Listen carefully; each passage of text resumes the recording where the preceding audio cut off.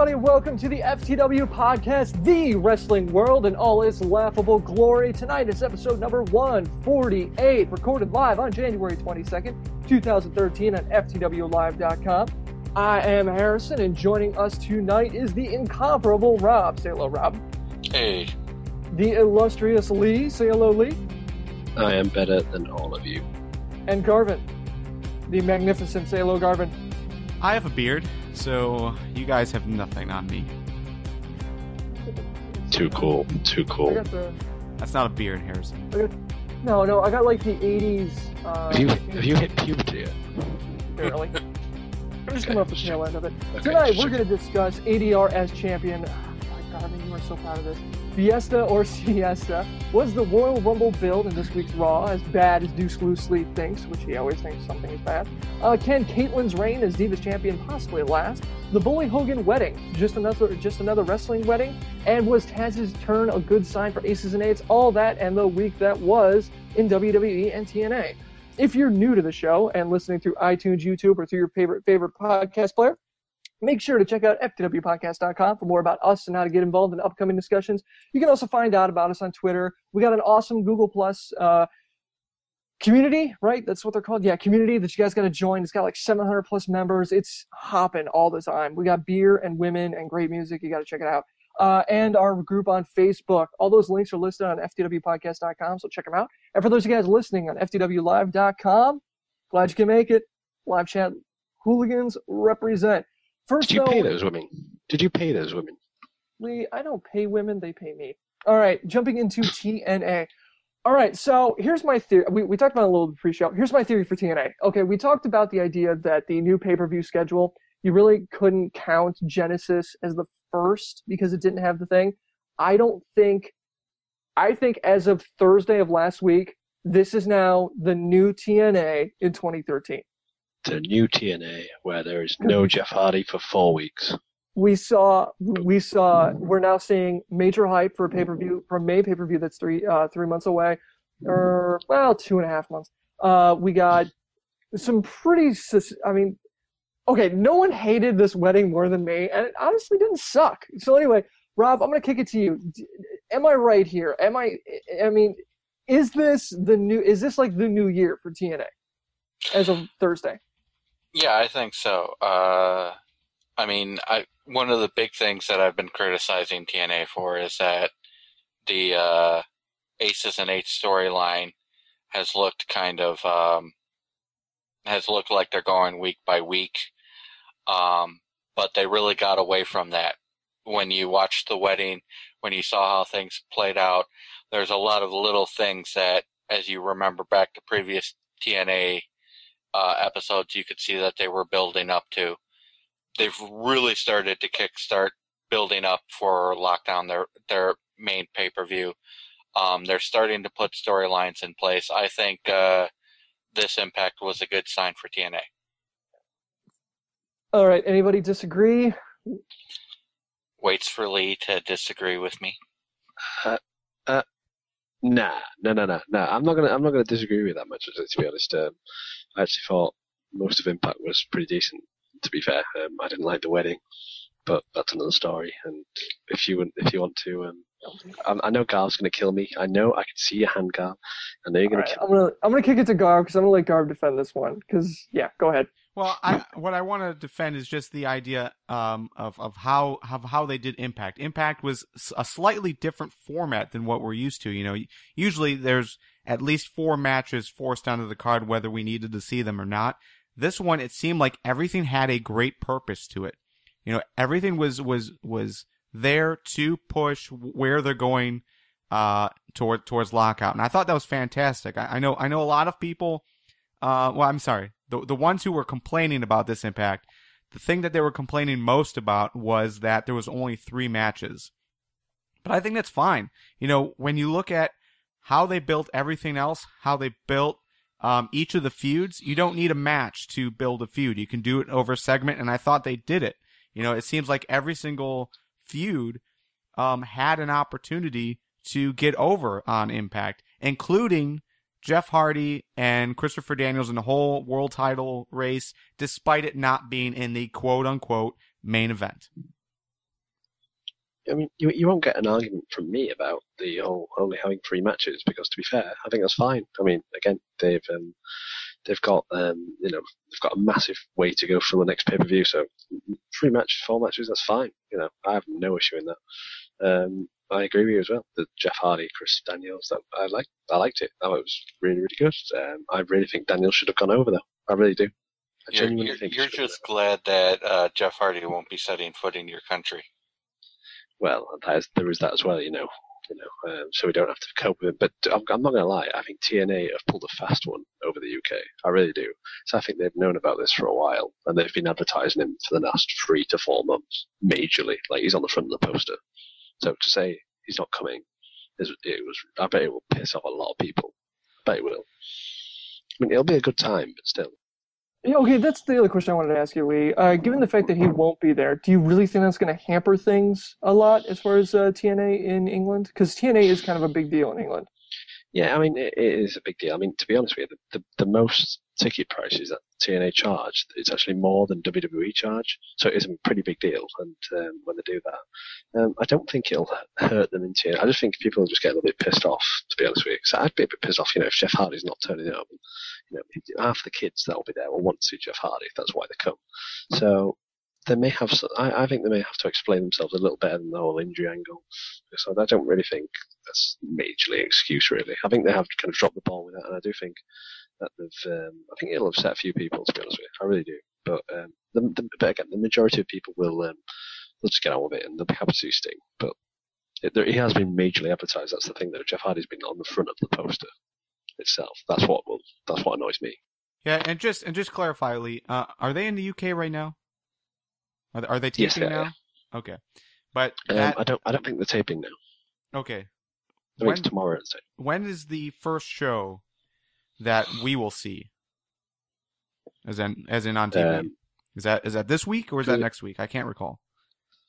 It's not this week. It's next week because this week's going to be the. Right, this week's going to be where you've got Daniels taking on Hardy for the world title. All right. So and I've just realized that I've given away something. Yeah, I mean, technically, there is still a lot of time to explain. Yeah, it does suck. Yeah, Sting is not a good replacement for Hardy, but at the same time, because they, have more time to devote to storylines, I think we can be patient on this one and see how they do it. Yeah. Here's my problem that I have with TNA though at the minute, and it's the fact that they are focusing way too much on the whole aces and eights angle. Like, I don't where this is going. Like, we've had for the past few months, aces and eights just get their ass kicked and kicked and kicked. Okay, Lee, but come on. Okay, we got to talk about that. Wedding, Hardy, everything you want to go on. Go for it. Taz is now a member of Aces and Eights. We posted this on our Facebook page, and everybody said, holy crap. It is the consensus among our fans, I mean, from Derek, the Bradley, Damian, Robert C., Jesse L., Nick Friends, everybody is like, this is the shot in the arm that this storyline needed to have Taz now. And the implications are mind-boggling, the fact that he's going to be doing commentary. But this is the shot in the arm that the storyline needed. Now, well, hang on, Lee. Garvin, okay. I want you to weigh in on this. I mean, are you in agreement with them? I mean, it was pretty much a mark-out moment. It kind of was. It is, but I don't think it's the shot in the arm that you think it is. I think it was great because it was such a surprise. No one expected it. So it was like this swerve that we really didn't know how to react to, and because of that, it was awesome. Because it's so hard for wrestling to do that nowadays, where they just surprise. Like, okay, honestly, we know who most of the members of Aces and Eights were for months. We've known who every single person is. So for someone new to be involved that wasn't D'Lo Brown or Eric Bischoff, that's still awesome on the mic, like Taz. I mean, it's a great sign for Aces and Eights, but I don't think it will add anything else to it as far as what we're concerned with. We are concerned that they've looked weak. A guy on the mic is not going to help that. All he's going to do is enforce the idea that they are a force to be reckoned with verbally. Yeah, and That's exactly what my point was going to be. Taz coming in, yeah, it's a shock, but at the end of the day, it's not going to do anything in the ring. You know, It depends on how they use Taz, I think.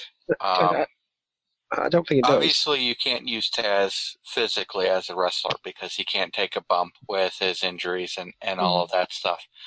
But there's a chance that he's not always in the booth as a commentator. There's a chance that he's on the mic, back in his badass ECW-esque persona, hyping up, talking, getting the troops ready. He can provide strategy direction. There's a lot of things you can do with Taz and with Taz's experience with aces and eights. And even with gut check, the implications here, like when I say shot in the arm, I'm thinking commentary. I'm thinking gut check. I'm thinking he's probably going to do in-ring segments. You got to think backstage stuff. Taz, this is the only thing that would be bigger than Taz going aces and eights is someone like Hogan going aces and eights. But even that, Hogan's not even that prevalent on the show. Taz is the he would say he's probably the person you hear of most throughout the entire show, and now he's heavily involved in this storyline. Okay, I'm going to stop you there. If Hogan went to aces and eights, it would be crap. Okay, let's just kick that out. Well, I'm just saying. I mean, it'd be terrible. I'm not saying it's that good. I'm just saying it's that. The implications of what it means inside all these other things going on inside TNA. But that's not a benefit in my mind. Why would that's not a benefit for TNA? Why would you want to turn a commentator heel like that? It's like the Michael Cole effect on the commentary team, for God's sake. Okay. Go ahead, Garvin. What do you got? It's interesting. I'll give you that. I think it's a great turn in the story, but it doesn't fix the problem that we have, and that problem is they look weak.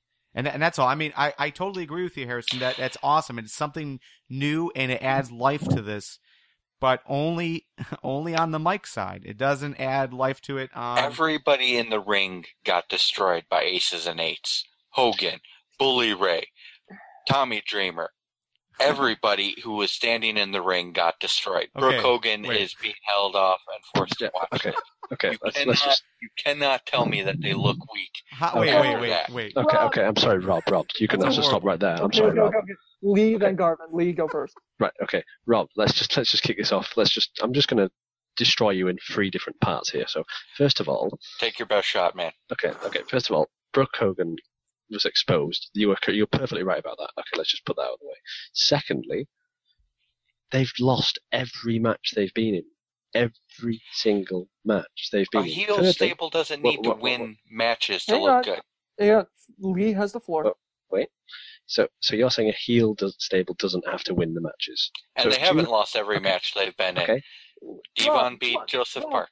Rob, Lee, come on, real quick, let's do it. We got other stuff we got to talk about. I'm trying to. Okay, so you're saying a heel team doesn't need to win. So let's go back to the Nexus then, when they didn't win, and then if I remember rightly, it was you who said something along the lines of they were really crap because they didn't win anything. If I remember them lines correctly, something like that. We're in the same situation. It's degrading. It's going nowhere. We're getting nothing going down, and they've got no momentum about them. They can't. There's no point in putting Taz in there. The only person who would have changed it around for me is Bully Ray. If Bully Ray turned heel, in my opinion, he could have added to the wrestling side and the mic side and got the group back on track. If Taz comes in, he can only do it via the mic. Like Garvin said, there's nothing they can do to make them look better. Okay, excellent point. Okay, Garvin. Yeah, Rob, I just want to throw out this one argument, and that is, you are listing 3 people as quality opponents for Aces and Eights. Okay, this is your list: Joseph Park, Hulk Hogan, and Tommy Dreamer, and Bully Ray and Sting. Everybody in the wedding party that was in there got laid out. The wedding party doesn't count. That doesn't count. Bully Ray doesn't count? No, it wasn't a match. They just stacked him for nowhere. They've been doing that randomly, but then they've been destroyed in actual matches. And you're talking about 1 point. But if you look at all the other times that Bully Ray has come out, they've all ran away from Bully Ray. Every single time. They run away as soon as Bully Ray gets out. So I think cheap shotting Bully Ray is an equality win over top. Okay. Well, we got to move on. I do want to give the final word to one of our listeners, Derek, on our Facebook page. basically dropped the bomb that I think is the best point you could possibly make about this, and that is saying, he loved it. The only thing that scares him is NWO did this. They had their own commentators, and it was awful. So there is that. And keep in mind, a lot of the people who are running this Aces and Eights storyline also ran that. So, Okay. Can I just borrow the floor for 1 minute? Look, for 1 minute, I'm fine, back. whatever. Back in my groove. Okay.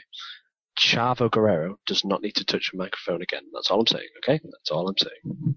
Continue. All right. Okay, so the only thing we got to talk about is the winner of the Gut Check Challenge. We talked about it last week between the two of them. We had the two guys that were running the Gut Check. I mean, Garv, Rob, Lee, how do you guys feel about this? I mean, this is the first time we've had the result of a Gut Check that went between two people that were new. How do you feel about that? Jay Bradley is now in there. Seemed like the crowd was really behind it. Do you guys like the idea of him being in now being in TNA? Let's go to Garvin first. I love it. I think Jay Bradley was the guy that I was behind. I didn't really like his opponent, Brian Cage, I think was his name. He just didn't do it for me. So Jay Bradley winning the contract makes sense. He was the better of the two, and I think he's probably by far he is the best guy to go through Gut Check so far, both on the mic, crowd reaction wise, and in the ring. He looks solid. So yeah, I'm really looking forward to see what they can do with him. Okay. Rob, what do you think? Definitely the best promo we've heard. I mean, when he turned to Taz and said, you're always talking about people going up and down the road. I've been up and down the road. I think that promo, anybody who is a young wrestler and is looking to get a contract with TNA, study that promo. That is how you give a promo. He had much more talent than his opponent. The crowd really got behind him. I really have to struggle to find anything bad about this guy. I think he's perfect for the Gut Check program. It's a really good find for TNA, and hopefully TNA will be able to make something out of him. Rob and Bradley sitting in a tree. Lee, what do you think? Fuck you, Harrison. Yeah, my issue is, as per normal, I have an issue. The issue is, I just he's going straight down into OVW. So I'm not going to see him for 4, 5, 6 months. It's just a waste. It doesn't need to be. Okay, you say that, but at the same time, I do want to roll this into Kenny King and Christian York seem to be heating up a little bit. So we're getting some rumblings of the Gut Check winners and what they can do as far as being, if they're really ring ready like Christian York was, really good on the mic like Christian York was. It seems like TNA is kind of saying, okay, maybe you don't really have to spend a lot of time in OVW. That's a good point. Jay Bradley, we could see him in TNA sooner rather than later. That's fair. There is that point. But anyway, go on, Lee. One last point. Then I want to talk about the new format of Gut Check. I want to kick that to you guys. Lee, go ahead. I was just going to say, Christian York doesn't look as good as what he did. That's my opinion. Kenny King to me looks really good, sharp as hell. But like Christian York, he isn't doing it for me at the minute. Just saying. Yeah, he's a bit inconsistent. I agree with you, Lee. Sometimes he'll come out and he'll have a great match, and then they put him out the next night, and his match is just really crappy. See, I think the thing is, it almost seems like he rises to the occasion. I mean, the Gut Check thing was really, the Gut Check match was, it was probably the most important one of his career. You can kind of look at it and go, well, that was really important. He rose to the occasion. His last pay-per-view match was pretty good, so maybe that's it too. Maybe he just, if the pressure's on and he's really feeling it, maybe that's when he turns up the heat. Otherwise, he just doesn't do it. I don't know. I mean, at that point, I'm speculating. Anyway, we got a new format for Gut Check. McBrads in the chat says that Gut Check thing was stupid. Why not have both of them facing the judges instead of one of them face the judges and the other one gets out? What do you guys think about that? The kind of new format for Gut Check. I mean, are you liking it, Rob? What do you think? Yeah, I like the new format. First and foremost, you only have so much time for the segment, and they made it clear that only one person gets the contract. So I think it's great for them to take a look at both wrestlers. During the deliberations, they made it obvious that they took an in-depth look at both wrestlers, and then they just said, okay, you know what, in this case we're going to go with Jay Bradley. So I've got no problem with the new format. I really like it. I think it adds a new angle to Gut Check. Okay. Lee, you disagree? No, not really, actually. I prefer it to the old version. I still don't like gut check itself. It's still, to me, it's just, the concept's still not right. But it's better than it was, to be fair. I prefer this to what they used to do. I'm happy with it. Yeah, I'm happy with it like this compared to what it was before, but I still think they need to tweak some stuff. Really quick question, Lee. Yes. What would you change about gut check? I just changed just the whole, the insider stuff. I'd make it just less, just focus on the wrestling itself and what they can do rather than just, the overall, getting the judges involved. It just feels like the judges are more pain in the arse, that's all. Pain in the ass, okay. They're just pain in the arse. I just want to focus on the wrestling and obviously go from there instead of... So less focus on the judges, more focus on the wrestlers. Who is it that benefit? Who is it that we need to benefit more? Is it the wrestlers or is it the judges? The wrestlers. Definitely the wrestlers. But Lee, we got one of the judges is now involved in a major storyline. Here's the thing. Okay, so gut check is apparently, when they do deliberations, is a peek behind the scenes. Okay? Okay. Right now, one of those judges is in a storyline involved in taking over the company.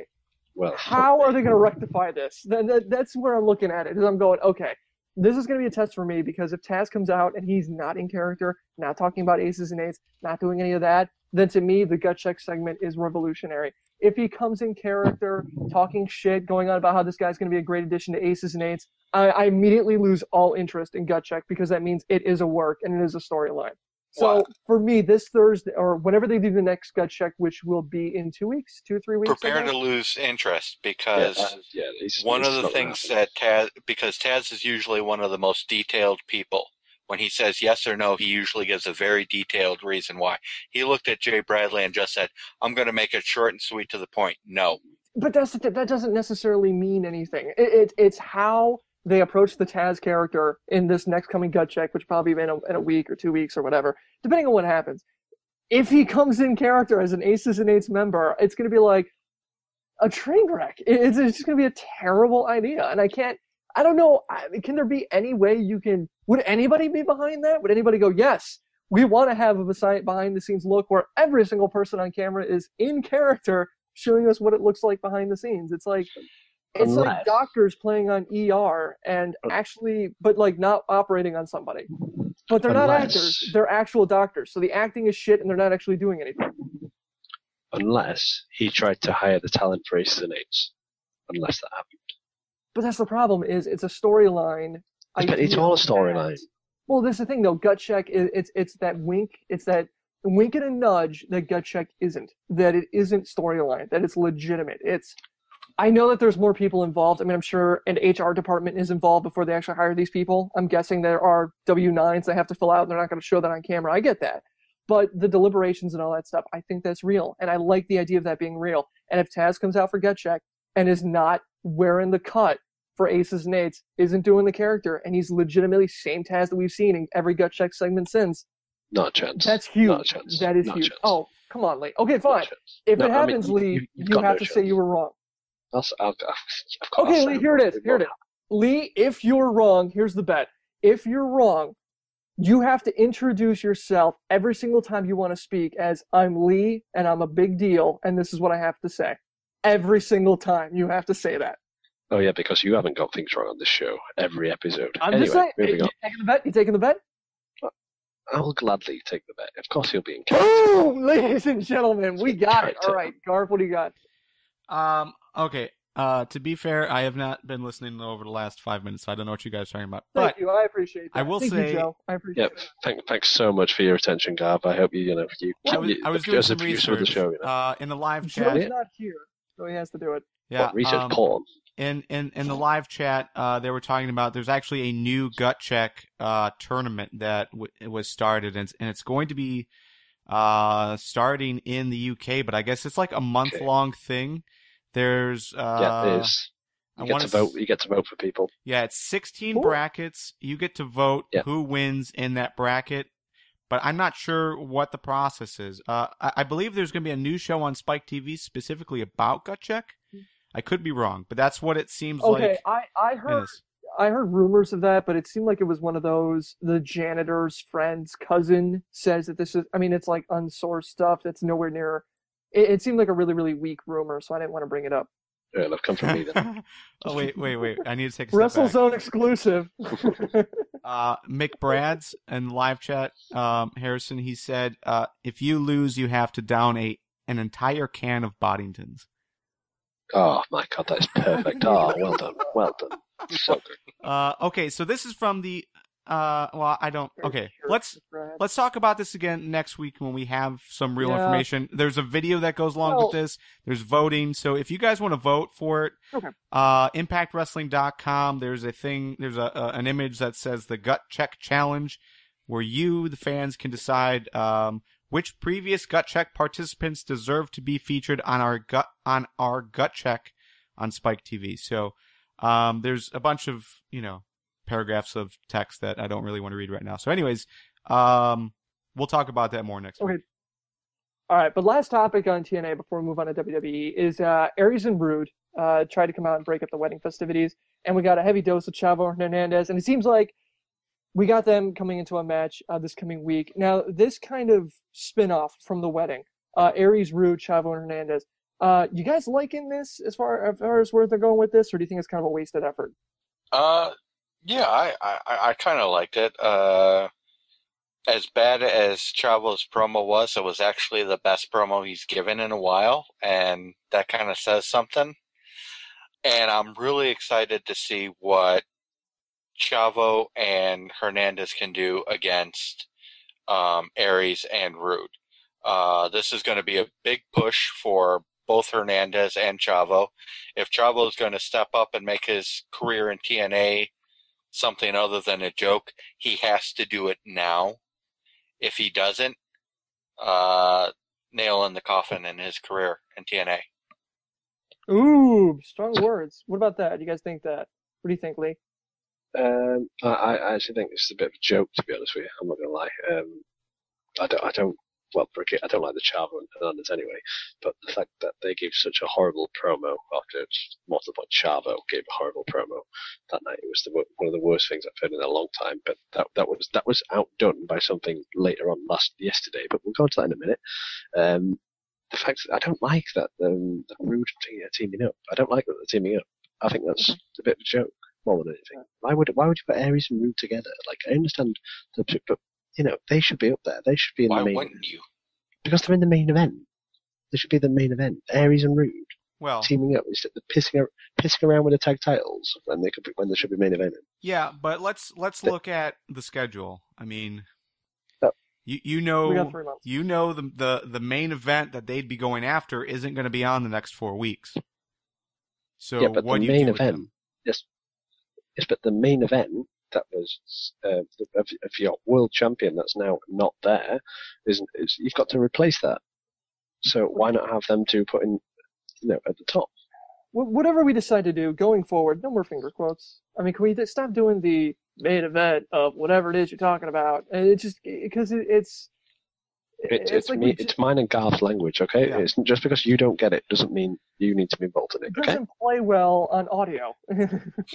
Unless you say, I'm putting up finger quotes now, finger quotes engaged, main event. Putting away my finger quotes so I can continue. Yes, but hold on. The way I am saying it, hence where so when my voice lowers like that, it means it starts, and then it will stop when I've stopped doing that. Okay, Lee. But you have an accent, which throws people off. Okay, wait. Go ahead, Garvin. I just want to get back on topic. I think it's great that they're teaming up. I think it's an awesome opportunity for the two. It's something that we've, those who are appreciative of it are liking it a lot. So I know Lee is not, but I like it a lot. I think it's a great teaming. What was that supposed to mean? And those who aren't appreciative of it. Yeah. Very passive aggressive, I approve. Lee, I've got one question for you real quick. Yeah, go for it. With regards to my comment, do you agree with what I do, that since TNA is going forward with this, and we're going to see Chavo in the ring with two main eventers, this is his make or break moment in TNA? Yes, I will agree with that. Okay. And hence why I went Yes, I will agree with that. So then the speech marks are in there. And that is it. All right, so make or break for Chavo. Let's see what happens with Taz coming up. Should be a lot of, 2013 looking up for TNA. It should be pretty interesting. All right, that was TNA's week in review. So let's just jump right over to WWE. We're just going to go right into, well, you know what? I'm going to kick this out to the floor. Basically, we have the lead up to Royal Rumble. Well, to you guys. We have the lead up to Royal Rumble. I'm not going to decide, lean one way or the other, except for the fact of, well, you know what, Lee, I just want to ask you something. Okay. Punk's promo on Raw. Yes. Were you a fan, or did you think that it was it could have been better considering Royal Rumble is 5 days away from today? Okay, so to address that, the promo was really good. It was really good. It was straight up, straight to the audience, no bullshitting, old school style promo. They should have had a face-to-face. They should have had a face-to-face before the Royal Rumble. They really should have done. The whole confrontation from the skybox to there was pretty fun. I really liked it. The segments that they did, for me, it was just a complete wrong timing though. But Okay. The segment that Punk did should have been at the end. Okay. So then the next question is the rejoiner from The Rock, where Paul Heyman comes out and The Rock interrupts him. How do you feel about that? I didn't mind that either. I thought The Rock played it quite well. If you get rid of the ticket shit, next time I get a fucking ticket, I'm going straight to the Titantron. I'm fucking doing my entrance, getting the theme on, and then tell the production guys to get my pyro ready, and I'm done. Okay. But, now, my last question for you, Lee, is the third act in our little play here, where shit went off the rails. The Shield attacking The Rock. At that point, I was done. I was like, okay, you had me. What? I was thinking about this, and I thought it was good for the Shield just to attack a big name and then get it over. The little thick dribble with the Rock's blood there. I just thought it made it look good. But here's an idea: what if the Shield are not working for CM Punk, but working for Brock Lesnar? Oh, so you're gonna take that angle with it? I was just thinking it was a Maybe travesty to have the Shield attack The Rock. Why? Well, because it's The Rock. I mean, The Rock is kind of like, if anybody should humanize The Rock from the superstar status that he has right now, it should be either Punk or Heyman. It should not be a third party known as the Shield.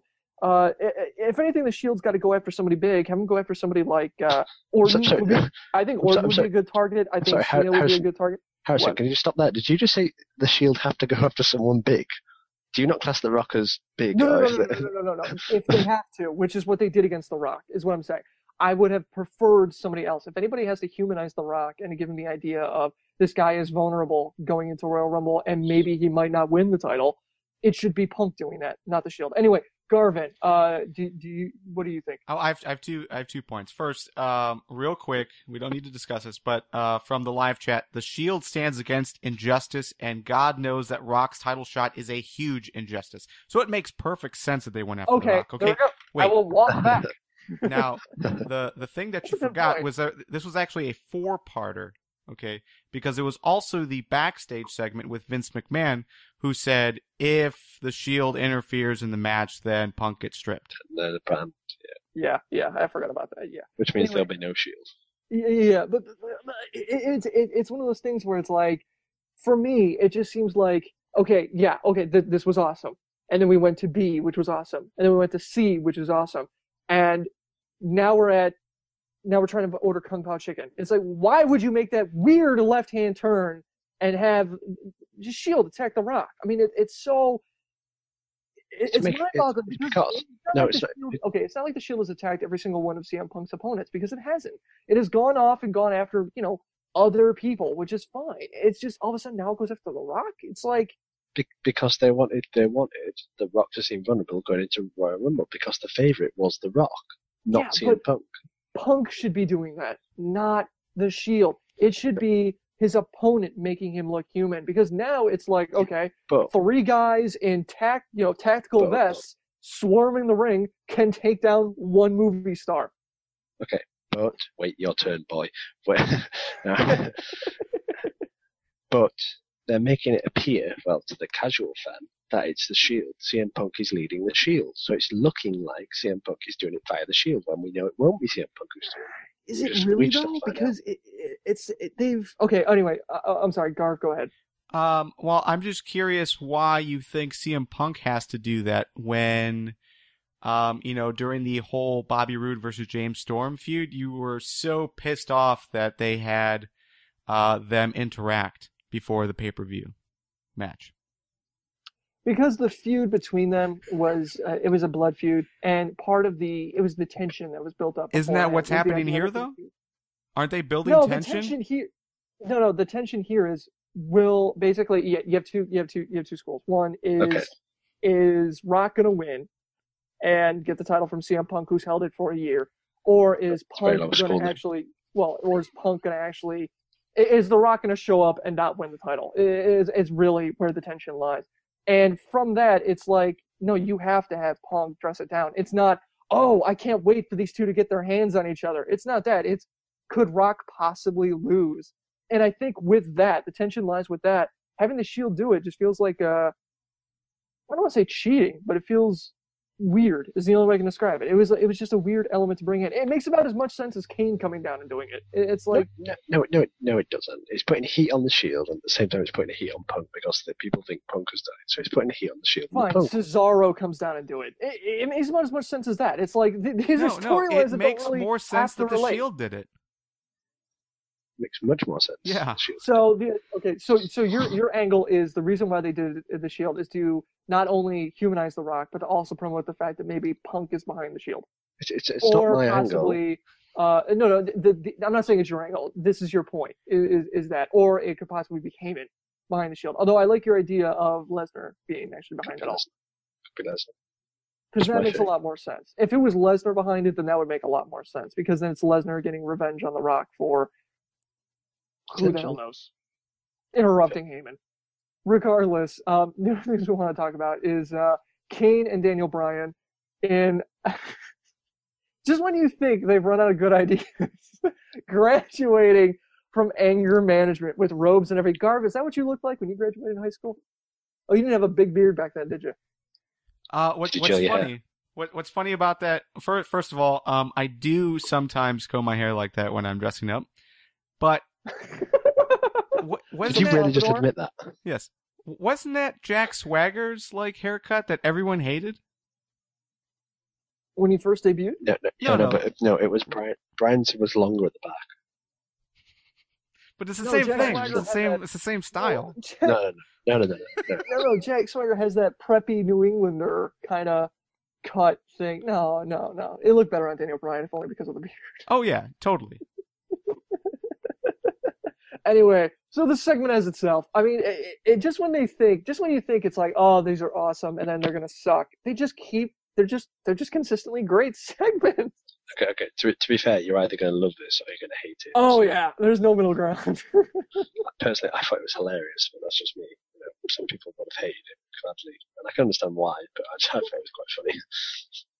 Oh, it's totally, Lee, I'm with you on that. Yeah, I know why people hate this, and I don't care. It's funny as hell. Dr. Shelby, he needs to stay on TV just for a while. I know it's going to get stale quickly, but he's funny. Like it. Secret, it's a deep down secret. No, it isn't, Lee. Come on, just come on out and say it, man. It's cool. You have a fondness for Dr. Shelby. I'm not coming out to you. Closet. I'm not coming out to you.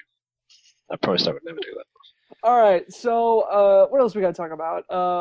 Cena's address to the crowd. Not his best. That's one way of putting it. Well, what'd you think, Lee?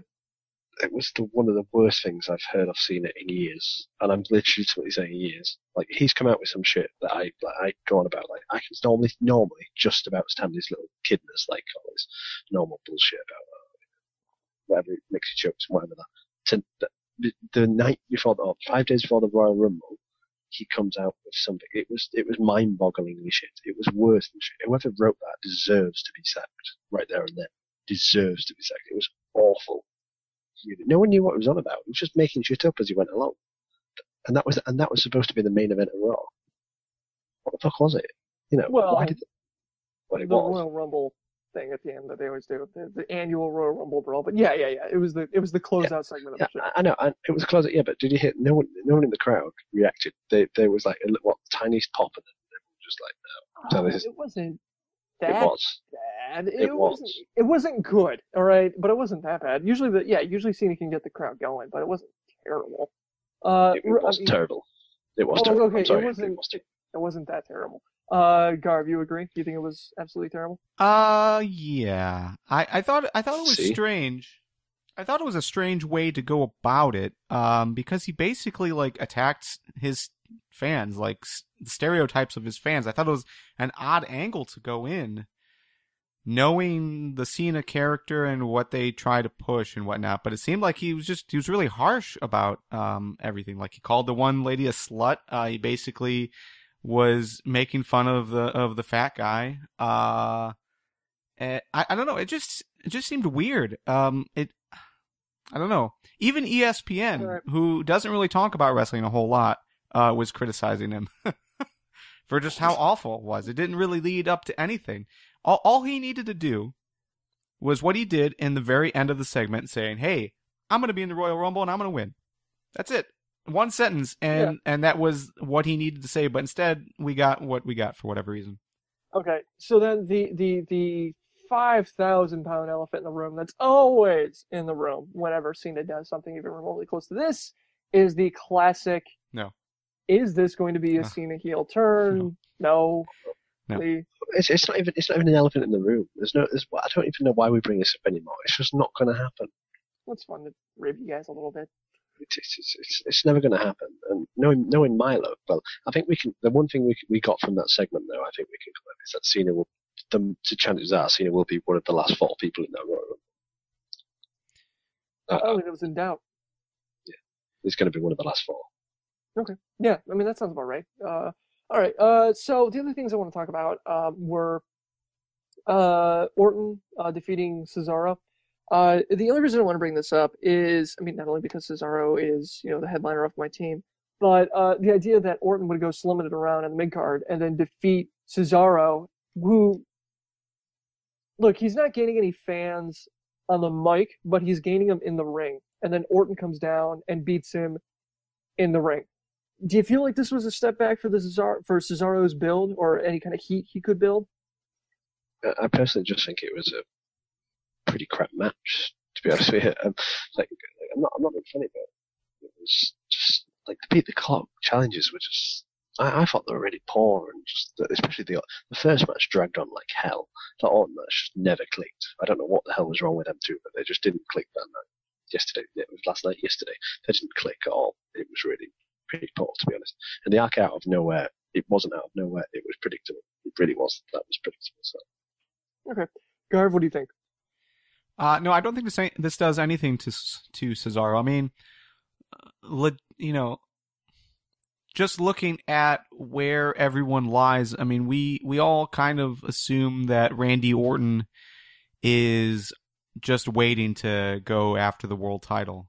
I mean, he's not going for any other title, so it's not like here's some random mid-carder getting a win over, the U.S. champion. It's Randy Orton, who's basically world champion level. So I think a loss here for Cesaro means nothing. No, it really doesn't. Yeah. To be fair, it really doesn't. I mean, and it is Randy Orton. The chance of winning against Randy Orton are pretty slim anyway. Yeah. Okay. What about you guys thinking coming up in the coming weeks? Do you think Miz is going to get better with doing the figure 4? Hope so. Oh my God, that was I don't know why I chose him. I don't know why I chose him. It was the worst. That's right. He's on your draft team. I forgot about that. I don't know why. It was the worst. What was it? It wasn't even a figure 4. It was just like, God, what do you even do? Yeah, I missed the original setup. I just remember him going down to the mat and then trying to still have it locked on. And it looked really awkward. I heard someone describe it as like, basically, he was trying to do a sharpshooter and then realized that the sharpshooter and the figure 4 aren't the same, and then just went down. Yeah, that kind of makes sense. It was one of those things that it was like he knew what he was doing, and then once he got into it, he completely forgot. It was similar to Ric Flair though, because the opponent broke out and then he hit the finisher and won. Well, yeah, but Yeah, but yeah, all right, that's fair. But I mean, Lee, you can take some solace in the fact that you don't get style points for the draft, so there is that. Sorry. Who's your headline guy? Well, right now it's Kaitlyn, actually. Is it? Well, there you go. That's some style right there. Hey, dude, that was a genius pick. I cannot believe I snagged her in the second round. I know. I can't believe how bad the matches are.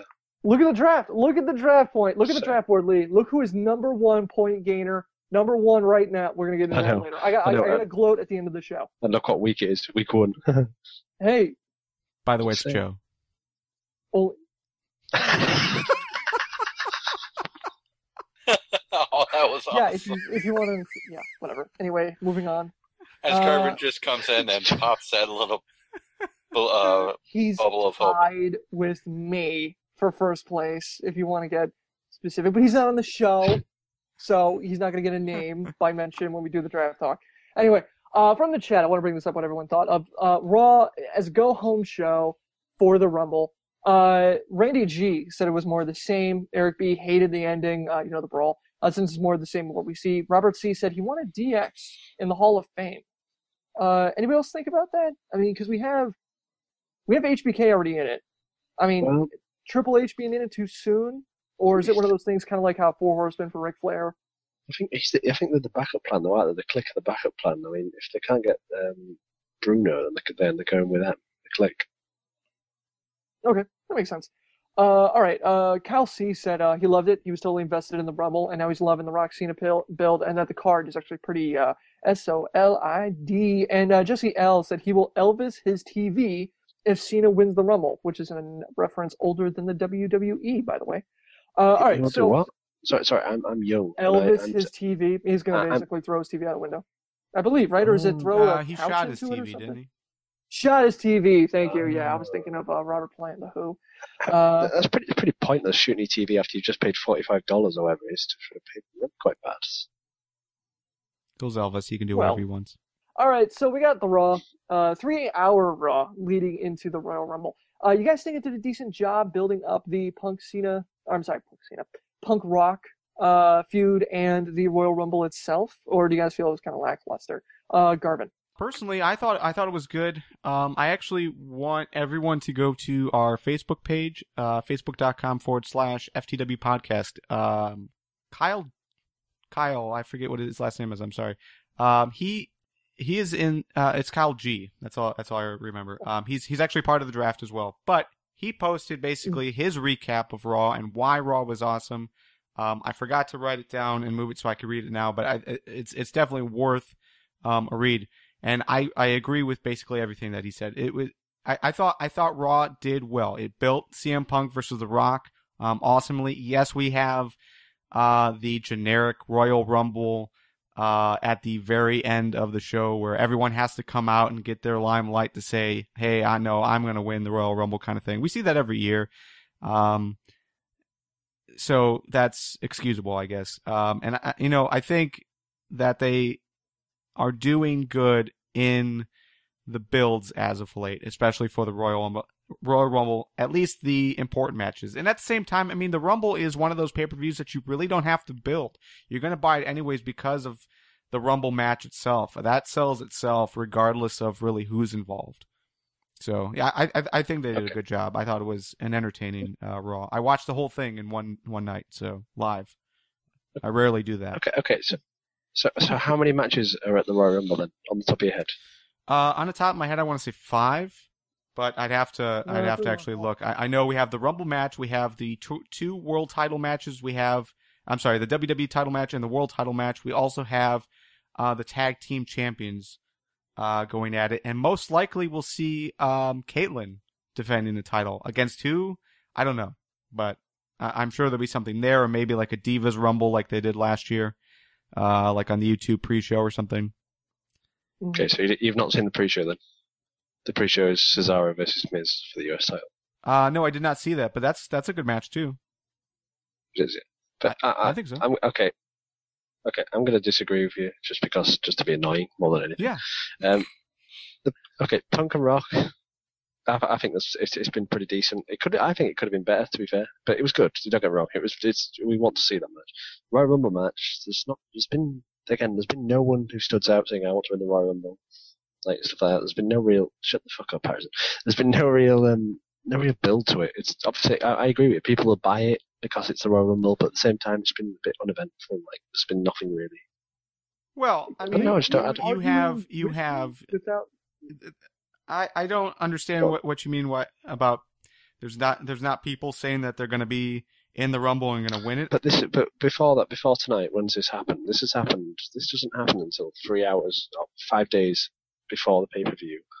From then, and then even the night, it didn't sound that no one's come out and said that they want to win this Rumble. No one's come out and said it before. Wait, don't look at me like that, guy. Before 5 days before the pay per view itself, it's not been majorly built. And then when they have come out and said it itself on Raw itself, like Ryback said it was, Ryback's promo was pretty average. We had Dolph has said it, but then he's in number one position anyway, so we know he's not going to win from there. And then we have John Cena who's going on about random shit, and then Punk and Rock are different. Who else from there? Who else have you had that said that we're going to win the Rumble? Yeah, but I mean, if you look at the roster of who's actually in the Rumble, I mean, you're kind of seeing a lot of guys that are involved in other storylines, or they're just top tier talent that would probably win it anyway. So as far as Raw itself, building the Rumble, I mean, it'll be interesting to see what happens. I don't think it did a very good job, but it's just the Rock Shield thing just totally threw me. I just couldn't believe it. Anyway, I've just said to you that the Raw that it didn't do it, and you've just disagreed with me. Now you're saying exactly what I've just said. Yeah. Anyway. All right. Well, anyway, now it's too nuanced. It'll take an hour to get into the league. I mean, we'll be bickering back and forth. Regardless, Royal Rumble is it's like you're talking a different language. Royal Rumble is this Sunday. Mark your calendars. We're going to be sitting down at 1:30 p.m. Eastern Standard Time this Saturday on January 26th, which is the day before, to actually talk about this, go through our predictions, run down the card, etc. Here's where we are as it stands. Kane and Daniel Bryan are going to be taking on Rhodes Scholars for the tag titles. Big Show's going to be taking ADR for the world title. Kaitlyn possibly defending her Divas Championship, or they might do a tournament. Who knows? I doubt it, though, with the Rumble. Or maybe they might do like a Divas Rumble. Who knows? CM Punk is going to be taking on The Rock for the WWE title. And the Royal Rumble, we got 21 entries named Cena, Orton, Sheamus, Ryback, Barrett, Cesaro, Dolph, Miz, and the list goes on and on and on. All right, so as far as the stands, if you had to pick your main guy, I mean, we're going to talk about it on Saturday, but I do want to just dive into it real quick. Who do you think is going to win the Rumble? Because for me, it's down to two names, and it's down to Ryback and Wade Barrett. Ryback's kind of like the easy pick because of how hot WWE is, but I think Wade Barrett would be a really solid choice considering how well his reinvention's been doing. He's been in the company for a while. I think it'd be one of those things that really take him to the next level. Jarvin? You go first. Yeah, I mean, I actually have it down to three people. There's a lot of good names right now. I mean, I heard some rumors about Sheamus winning it two years in a row. I think that would be pretty solid. Your second pick on there is disgraceful, by the way.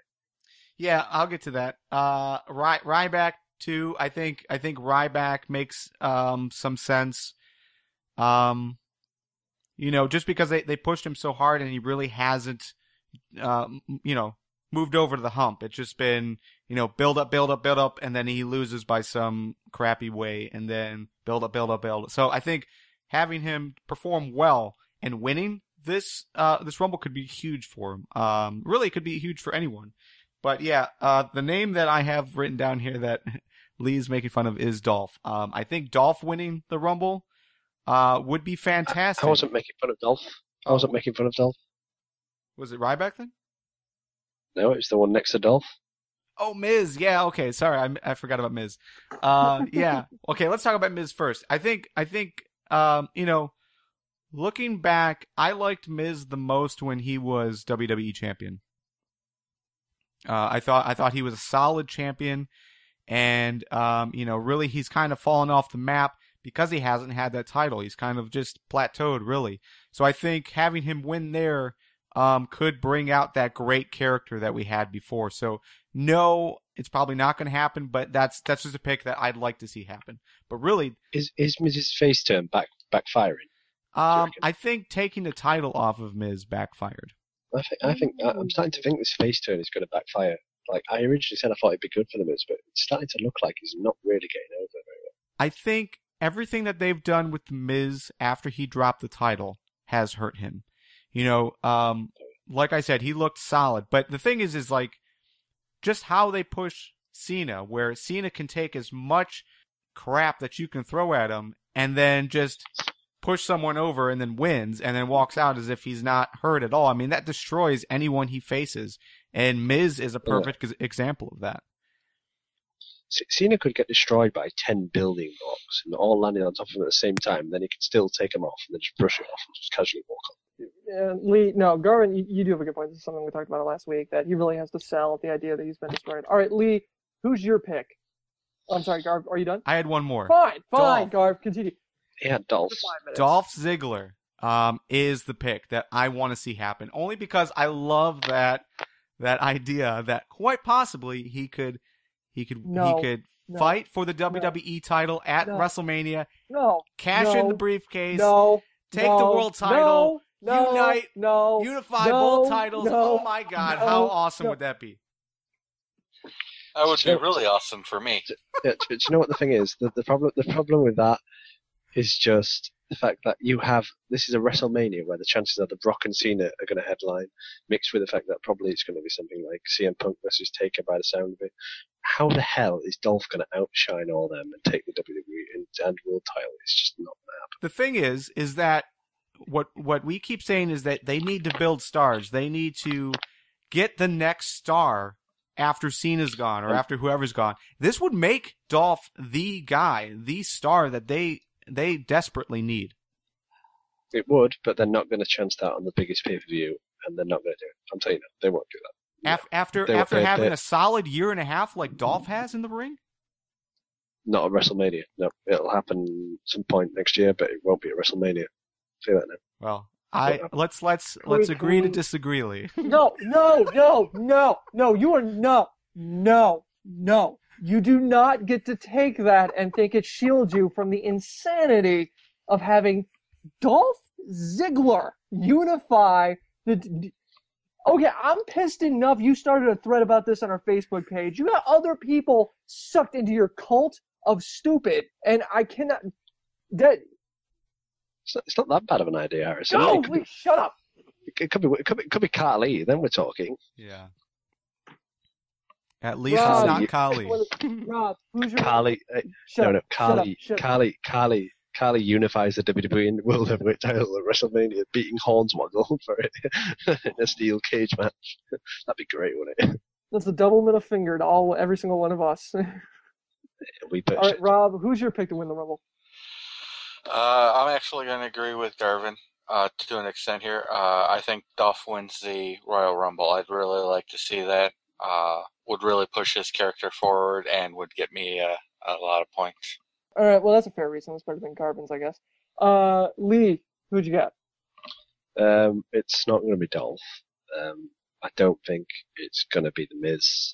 The only two people I can possibly see it being this year is Cena, because it's Cena, or whoever loses between Punk and Rock. That's such a Potomkin argument. You can't just say it's Cena because it's Cena. Okay. Then what's your reasoning behind Cena winning the Rumble? I don't have a reason for Cena winning the Rumble. That's because there is no reason. Because it's Cena. Then why'd you pick him? Because Cena is Cena, and he wins everything. Is anybody else hearing this, or did I have a stroke? Okay, Harrison, over the last 10 years, John Cena has become this guy who wins everything, okay? WWE like to see him as this kind of big guy, and it's like for kids. And what happens is, he will get destroyed by anything that comes at him, and then he will just do a simple FU, or AA as it's known now, and then win the match. So what happens? Is that how it's worked for the last year? The last 4 years, Lee? What's with the gay pose exactly? No, you're teaching me about how wrestling has worked over the past 5 to 10 years. I'm just sitting here interested because I had no idea. Did you not? Oh, I'm so sorry. Let me rephrase that for you. Oh, Mr. Lee is going to school me on how wrestling has worked. Oh, my stars. Oh, I'm getting a touch of the vapors. Garvin, what do you got? What the hell was that? You can't. I never said Cena was going to win. And the idea that you're going to say Cena's going to win because he's Cena, it's like Okay. Cena's going to win because he's going to face The Rock at the WrestleMania. So how he's going to get there is either Punk will retain at the Royal Rumble, and then The Rock will win it in Elimination Chamber, or The Rock will win it at the Royal Rumble and then retain at the Elimination Chamber, setting up The Rock versus Cena at WrestleMania. Boom, book you. Next. I just want to point out that Lee said that entirely by himself with no hint of irony or humor. So just so everybody's aware that we didn't say Lee said that when he wasn't here or anything like that. You heard it straight from the horse's mouth, or at least one part of the horse. Garvin. The one point I wanted to add was that over the last decade, Lee, you're correct, but you're forgetting last year. I know. Actually, I'm not forgetting last year, because if you remember rightly, Cena managed to beat Kane on live pay-per-view, and just remember, we had a main event that had John Cena versus John Laurinaitis go after CM Punk versus Daniel Bryan, I believe it was. So you tell me how that was a lose for John Cena. Even though he lost the match, how did he lose?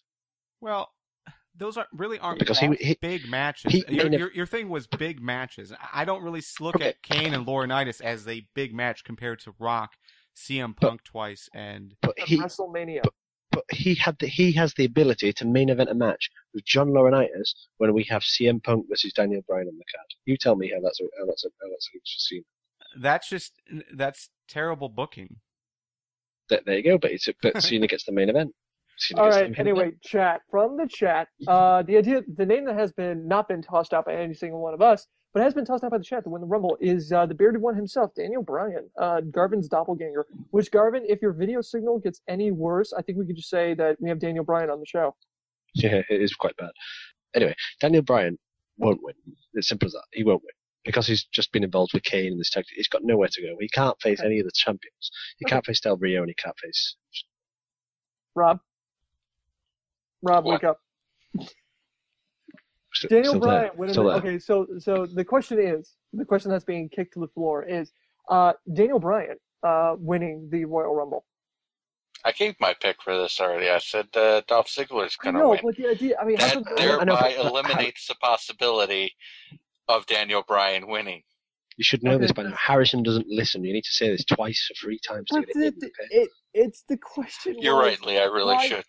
Why didn't any of us pick Daniel Bryan as the? We've just explained that. We've just said. Okay. Yeah. Let me go over the Royal Rumble. Only one person can win. Yes. Yes. Can 2 people win this year? No. Technically, 2 people could win if they exited the ring at the same time.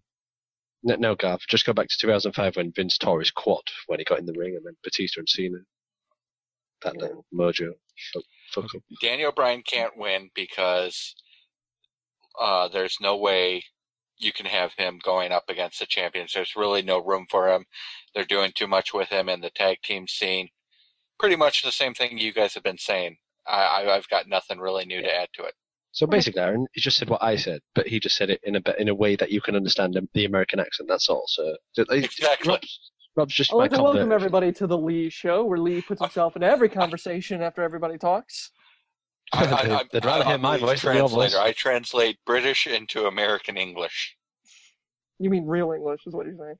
You mean correct English. So the other thing is, Lee, don't give me. I got history on my side. That the English accent is a farcical creation that was invented after America was founded, and the true British accent is basically what they sound like in Boston, which is awful, but there you are. Which is awful. This is coming from the country that made McDonald's. That's Harrison at the FTWpodcast.com for our fans who live in Boston. I have family in Boston. If they heard this, they'd be pissed. They'd yell at me. I wouldn't know what they're saying, but they'd be yelling at me. Chad's also saying that they put Miz in the main event at WrestleMania. Is Ziggler any more insane? To unify the titles, yes. Look at the roster now. Who else is going to take the title away from Punk? It's got to be Cena. I guess time will tell. But that's kind of the thing that we're going to talk about on Saturday is, could the possibility of CM Punk beating The Rock, or will Rock take the title as everybody thinks he's going to? It'll be interesting. Definitely tune in on 1:30 p.m. Eastern on Saturday on January 26th before the Rumble to discuss the card as a whole. And it should be an absolute blast of a time.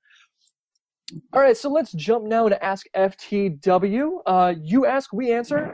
You can send us any topics that you want us to talk about via email to questions@ftwpodcast.com, Twitter by DMing us at FTWpodcast, or by using the hashtag AskFTW by posting on our Facebook wall in our Google Plus community, which is totally awesome and totally kicking right now. You can leave a comment on this site itself. You have no excuse now, so make sure you send in those questions. Our Carmichael 8188 retweeted us, basically tweeted us asking, team greatest it factor winning the tag titles before lockdown or in a lockdown pay-per-view. What about that one? The greatest it factor, basically the idea that Austin Aries and Robert Roode would possibly win the belts before lockdown or at all in TNA. What do you think about this, Rob? Given the amount of time they have before lockdown, I could see TNA toying with it to help rebuild their tag team division, maybe get some more competition going and everything there. Is it likely to happen? No, but it probably would be a good thing for the division to happen. Okay. Lee, what do you think? Yeah, I have a sneaky feeling they'll put the titles on. I don't think I can't see on Chavo Films too much longer, and I think it'll happen on an Impact. It's too long away for lockdown, so give it a month, and from there they'll get a title match and they'll win it as well. Okay. Garv, what do you think? I like the idea, but I have a hard time thinking that they'll get it, that they'll still be in the tag team race by lockdown. I mean, it's possible because of how they're changing, the overall format of their shows to accommodate the longer pay-per-view cycle. But I almost don't want to see them holding the titles by then. I kind of want to see them moving forward and doing something on the individual side by lockdown. But then again, I mean, it is March. I don't know. I'm torn. But Chavo and Hernandez need to drop the titles, so this works too. Oh, we've been saying it for weeks. Chavo and Hernandez need to drop the titles, and this is no different. The only problem I have is that the idea that, I mean, it's kind of the inverse of what happened when Kane and Daniel Bryan won the belts. You got an almost dead tag division. The idea of throwing these guys in there, I don't know, because TNA's tag division has such an amazing lineage with Beer Money and the Motor City Machine Guns, who are no longer. I really wish we could just go back to that as opposed to having this kind of pseudo resuscitation of the team greatest it factor, whatever they're going to call themselves, winning the belts. So if they do, I mean, it'll be cool, but I mean, I would rather have them be separated and preferably going after the main event strap by themselves. Regardless, Chavo and Hernandez need to drop the belts. All right, ADR as world champion, Fiesta or Siesta? Lee, you seem to enjoy that little pun. What do you think? I'm going to answer that question. You're not going to answer it? Do you know what a Fiesta or Siesta is? Do you have those? We do have those in England, but they're just in normal language, so we refer to them a bit more kindly and nicer in terms of that. Are you arguing that Spanish is an abnormal language? I'm arguing Spanish is retarded language. How many people did I insult there? Everyone. And to our fans in Latin America and Spain, that's Lee at theftwpodcast.com. And you may send us many emails. It's second only to Mandarin in the most spoken language. So good, because I don't talk Mandarin either, so that's perfect. So that's absolutely perfect. Okay. That was thrilling input. Garvin, what do you think, since you were the one who came up with this ridiculous question? I think it's a great question, if I don't say so myself. Also... You just did. You just did. I think it's a great question. I'm going to say it's I don't want to toot my own horn, but toot. I'm going to say it's a Fiesta. Only in that, what we know of ADR was that when he was in Mexico, he was the top face in Mexico. So that's a known fact. People keep saying, we can't pull off the face thing, but I think he can. And I think he is. He's needed a change, and this is a good one. So I don't think he's getting over as much as he could, but he's still getting over. He's getting great reactions, and the crowd loves Ricardo still. So yeah, I think this is a good move. I have to agree with you. I think you're right. I think you are right. In all seriousness, I do think you're right. It is a good move because his heel crap wasn't working. It was boring. Okay. Rob, what do you think? I'm going to say Fiesta here. People who say he can't play a believable face or whatnot are forgetting the fact that he was a face in Mexico. The only reason his heel gimmick here in the U.S. failed was because WWE gave him a shitty heel gimmick and a copy of JBL's gimmick to run with. With him as a face, I think we're seeing a little bit more of what he can do individually. I'm not going to say if it was a Fiesta or a Siesta. It's deal with it. Deal with it. I don't care. I'm not going to say that.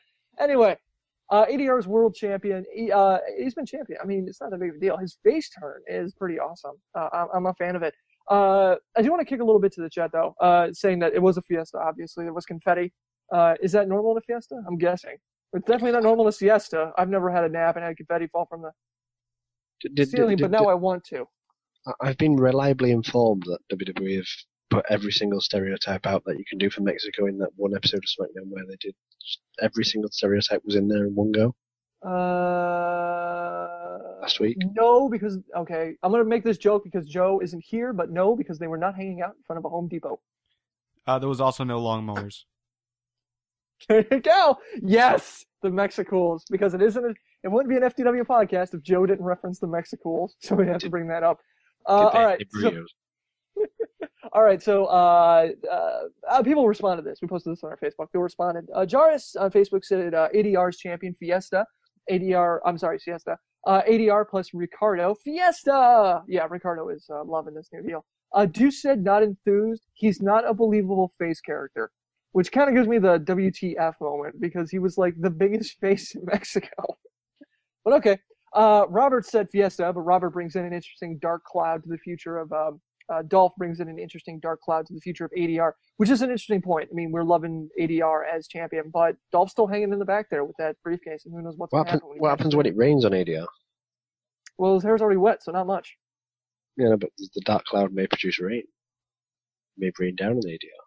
Oh, please, can someone from England please explain to me how rain works again? It comes from a dark cloud. Can Kaitlyn's reign last? Lee. I'm not really sure it has an option to last because who else is there to put the title on? Right. We're struggling. We're struggling now, aren't we? We really are struggling. It's really hard to think of many people unless they give it to AJ, but she's completely involved in something else. She's got to really. The match from Raw was pretty average as well. She brought a great game last week. It was a really good match, and this week it was just awful. She wore a good top, but bar that it was pretty awful. All right, Rob, your thoughts. Can Kaitlyn's reign? What's wrong with you people? Yeah. Like Lee said, I don't see anybody else in the Divas division that is really in a good position to take the belt. So, yeah, I think Kaitlyn's going to keep the belt for a while. Okie dokie. Garv, what do you think? Yeah, they're definitely in a bad spot. Like Lee said, there's really no one there that could compete with Kaitlyn. You mean you have Natalya if they use her right. You have AJ maybe. They have a story there. And Tamina if they actually push her consistently.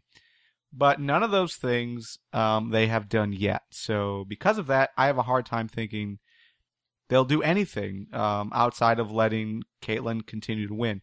And the thing is, I do want to point out, I know I'm going to go over a little bit, but the thing is I think Kaitlyn has improved a lot and can hold the title well. It's just that no divas can take the spear properly. That's the problem. I see what you mean. Okay, not metaphorical. Yeah, they meant to move the spear. Yeah, no, like the metaphor spear. That's a really good metaphor, Garvin. Although I'm completely kind of lost on what you mean. Yeah, okay. Sorry, I thought you were smarter than you actually are. No, I stopped talking about Tamina, if that's what you mean. Can Kaitlyn... Face palm. Can Kaitlyn's reign last? Yes, it can. I'm going to ride that girl for a few months all the way to the... She's going to get me lots of draft points, is my point. I know you guys said that her match last week was pretty off, and yeah, it was. And really, it's her and... I thought Alicia Fox was bringing her game pretty good the last few months that we've seen her in YouTube clips and here and there on SmackDown and stuff. So far, in the last 30 seconds, you just said you are riding a diva to the top, and Alicia Fox is on her game. So that's what you just said in the last 30 seconds. She has shown flashes of something special. And last week, it sadly was not. Regardless, can Kaitlyn, yeah, I mean, by default, she's the default champion, which is why I picked her in the second round. How come nobody picked her? None of you guys picked her. I can't believe it was the coup of the century. Dude, she's the #1 points gainer right now with no signs of slowing down. It's just... Okay, so why didn't you pick her first then? Because, because I thought she would probably drop it in 2 months. Cesaro, for me, I have my draft board set up, Lee. Well, we'll talk about it later. Anyway, we posted this, and you guys said, Julia P. said that she likes Kaitlyn, but she seems to be off her game. She really wishes the Divas division was better. We all do, Juliet. Destin V said she's totes underrated and hopes to see her play the power game and have a good run. Yeah, that'd be pretty good. It'd be kind of like what we were hoping Natalya would do, but never did. Deuce said she hates the Divas division and wants more NXT talent to come up because there seems to be a pretty good amount of female talent in NXT. Jarvis M said she's all right, but the division is sorely lacking in competition, which is true. She was really lacking in that. All right, so the FTW draft, as we were talking about earlier, the fact that Kaitlyn is totally kicking ass, man. Hell yeah. The leaderboard update is I'm in first place with 18 points. Joe is basically hanging out with me, as he always does, riding my coattails with 18 points. Garvin, you got 16.5. Mike also has 16.5. Here's the fun part, though. You got to get to 5th place before you even get to a listener, and that's Gary with 13 points. So Team FTW just continuing the streak of kicking your guys' ass. Man, you guys can't pick anything worth a damn. If you have any questions or anything you want to learn more about this, check out ftwdraft.com for more details and things about that. The leaderboard of top points gainers are Kaitlyn has 10.5 points. Boom. Orton is rolling at a solid 9. Hardy has 8.5, but that's definitely going to fall to the wayside as he's off TV for the next 4 weeks. We have Velvet Sky, Hernandez, and Chavo all tied with 8. Interesting thing, all TNA basically tied for 4th place. They're basically 3rd to 4th place is all TNA, which is pretty amazing considering that WWE has 2 shows to TNA's 1. So maybe going TNA, totally TNA and banking on that isn't the worst idea in the world. All right, it is now time. Oh, do you guys have anything you want to talk about? Maybe laud my amazing draft picking abilities considering I waived the 3rd round pick and am still winning. Yeah, we'll move on. All right, Garv, what do you got? Well, I just wanted to point out, it's nice to see TNA here, but I don't think anyone can expect TNA to continue to score as big as they have, only because, there's less pay-per-views. If they keep this trend that they have now with Impact, there's going to be less matches. So yeah, I don't see that trend continuing. So. Okay, so then the question is, do you start trading in the coming weeks, do you start trading off TNA guys and going for some lower run WWE guys, hoping for hoping for the occasional SmackDown or maybe the occasional pay-per-view appearance?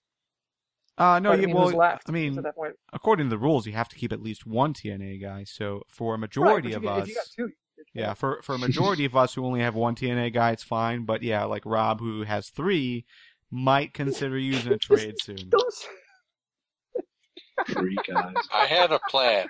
It just fell apart about halfway through the draft. I love that Garvin's like, for the majority of us, i.e. not Rob, who played the numbers game and realized banking all your eggs in that basket probably wasn't the best idea in the world right now. All right, let's move on to win-fail. Women wrestlers aren't getting paid? Why do you do a job? Here is your win. You do any job, and fail is to fucking get paid! Of the week.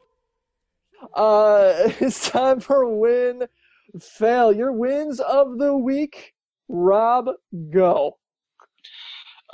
My win of the week is going to be Taz joining Aces and Eights. That was awesome. The way Taz did it was awesome.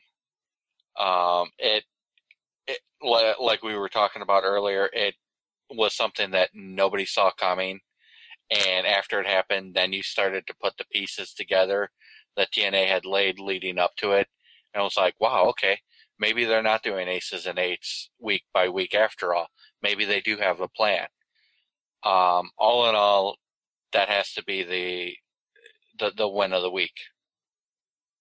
Okay, great. Lee, your win of the week.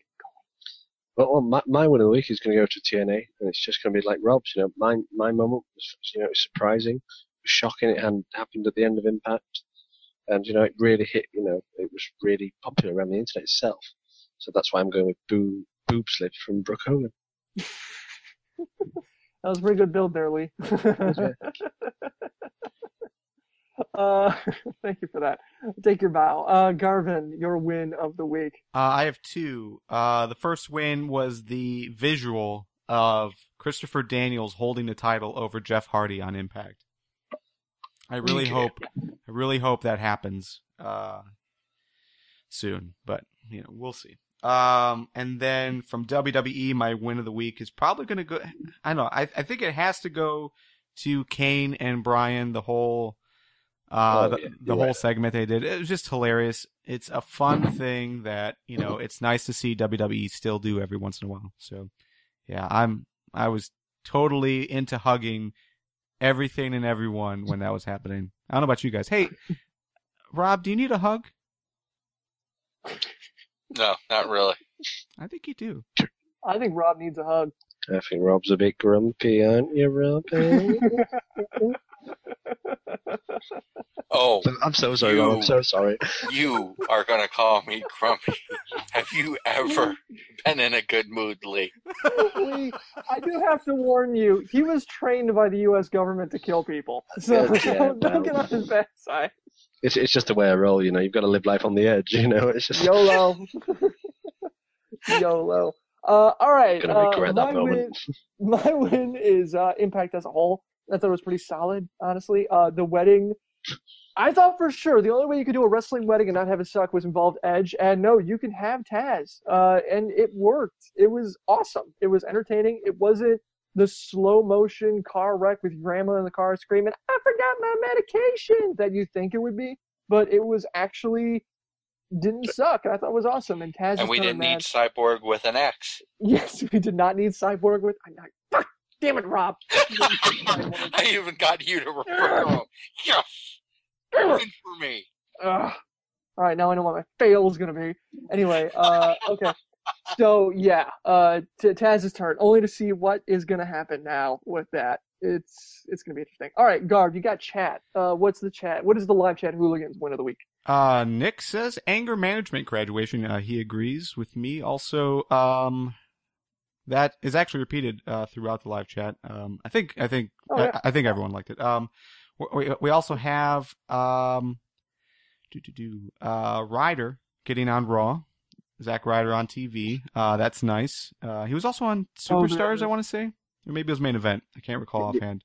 Didn't he lose in like 15 seconds? Hey. Well, so did Daniel Bryan. Small, moral victories is all Zack Ryder can do right now. Also, the punk rock build, that's getting some good feedback. Rude and Aries promo, and Taz joining Aces and Eights. You know when you said the punk rock build, honestly, I thought you meant some kind of album that was coming out. I honestly, for a minute, just thought, punk rock build? What the fuck's he on about? No, I honestly thought you meant, something like a punk rock music band. But honestly, it was in my mouth for a minute. Rob, if Rock and Punk came out with a series of folksy bluegrass duets, would you review that for us? No, I would not. So you review the Jeff Hardy shit, and you don't review that? The Jeff Hardy shit was bad enough, man. You're telling me if it was called Hey. You reviewed one porn. I reviewed one crappy album. All right. Well, I'm gonna have to review another porn, and I'm gonna have to. I'm not doing the Hogan one, but I will do China's. I'm not doing the Hogan that one. looks like I don't blame you for failing for not doing the Hogan one. That would be traumatic for anybody to watch. You probably wouldn't have sex again after that. Let's face it. Yeah, the China one kind of slowed me down a bit. All right, fails of the week. I think you disagree with that. You're having a baby, so it must have sped it up a little bit. Well, I watched the China porno and then months ago, and then, hey, look, I'm just just saying, it's coincidental timing. That's all. Proud of that one? No. You're leveraging my unborn child against me, Lee. Is that what you're doing? I would never, ever. That's just what you did. Ever do. What the hell do you call what you just did? just the way that the English do it. How's that superpower thing working out for you, huh? It's fine. It's fine. It's Wooden working boats well. and sails not doing it so much now? Yeah, I wonder why. Let's move on. Rob, your fail of the week. Go, Rob. My fail of the week is going to have to be Cena's promo. I mean, like we talked about earlier on tonight, you know, even ESPN, who hates to talk about pro wrestling, talked about how bad it was, and it was just so completely off character from what we see with Cena. The entire promo had no real point to it. Just god awful. Yeah, it did. He's turning heel. Waka, waka, waka, waka, waka. Da, da, da. Lee, your fail of the week. Well, that was my fail of the week, so I'm going to think of something else now in relation to that. I think the first hour of Raw is going to be my fail because it was one of the worst hours of Raw I've watched in a long time. Honestly, there was nothing in the first hour that interested me at all. I was ready to go to bed by then. It was lucky that Punk came out in the second hour that I was staying on because the first hour was awful for Raw. Awful. Okay. Really Garv, your fail of the week. Yeah, my fail is that WWE reminded me of how much they dropped the ball with Tensai. If you looked at that match, he still looks awesome when he is wrestling. By far, he is one of the better talents that they have in the ring as far as following the character, following that Japanese style. Tensai is awesome, but they continue to not do anything with him, and that's sad.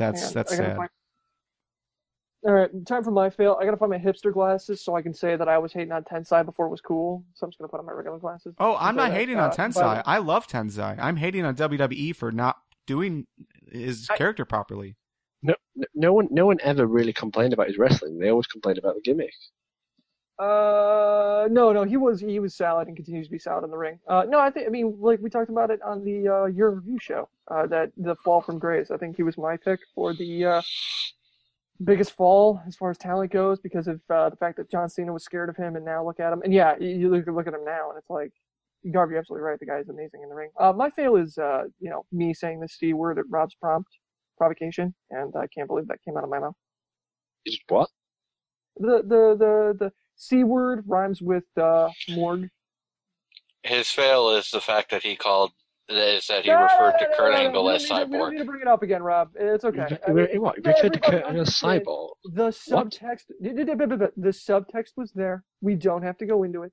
I have no idea what he's on about. You have to explain this post-show. Chat fails. What's the live chat hooligans got? Save us. Save me. All right. Fails. The Hogan nip slip. Mr. Lucha Libre, which is Lou, who was on our TNA show a couple weeks ago. Yeah. His eyes were still burning. Also, wasn't that bad? Yeah, it kind of was. All right. The entire wrestling industry conspiring against Nick in the draft and Twinkie Tits, that phrase. And Mick Brad's fail, which I think is his fail every week, Harrison. Yeah, I agree with that. Mick Brad, you're more than welcome to start your own podcast and give this a whirl. Well, he's got a point. I'm just saying, if the fact that he has to repeat it every week, just reminds us that it's a valid point. He just says it every week. It's not like he has proof or anything. Look, John Cena comes out and delivers the same shit every week, and we moan about it. McBride does the same thing, and we agree with it, okay? It's the same thing. Carry on. I do want to remind the crowd of what happens to the show when I'm not on. Do you want to go back to that? When you're not on, it's better.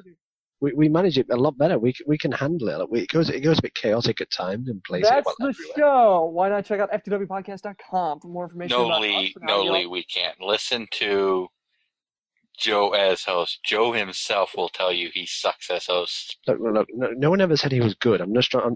Harrison's still here, okay? I'm trying to get his confidence down, okay? So, thanks, Rob. Thanks a lot, Rob. Just one addendum to that is that when Rob and I do the show by ourselves, it's a fantastic conversation. Yeah, I know, but you don't have all night. You don't have any energy though. You need some energy. Harrison's got the voice for the energy. I've got you mean we don't have anyone that's negative about everything? You don't have anyone with a different opinion. You need someone with a different opinion. Someone with the wrong opinion is what he's saying. I'm just saying, you need some... Darwin and I disagree. Not often, but it does happen. Yeah, just because you two occasionally bum TNA, you know, some people don't bum TNA. Some people, you've got to point out the flaws in the show. You know, you've got to point out flaws in WWE. You've got to say, yeah, we've got to enjoy the show. I agree, we've got to enjoy the show. We've also got to point out what's shit. FTWpodcast.com for more information about us and how to get involved in the future. Our new and totally awesome site is live. Thank you, Garfin, for totally kicking ass on that. We posted links to our iTunes page. You can rate us higher than any other podcast in the history of man. 6 stars. Right now we're at under 5, but I'm pretty sure if we keep going at it, we might be able to get it over 6. You have to make sure that you can call us. I think it's 6 stars. I'm pretty sure we could. I don't know. Break it. I don't know. You know, put a sticker on your computer screen. I don't care. Make sure there are also other links there to support us, and we appreciate any help that we can get, obviously. Thank you, everyone in the live chat Hooligan Strike again. You guys are awesome. Big friends. We record every FTW podcast episode on Tuesdays at 8 p.m. Eastern, 1 a.m. Greenwich Mean Time at FTWLive.com. And don't forget, this Saturday, 1:30 p.m. Eastern Standard Time this Saturday at 1:30 p.m. Eastern Standard Time for the Royal Rumble pre-show show. See you later, guys.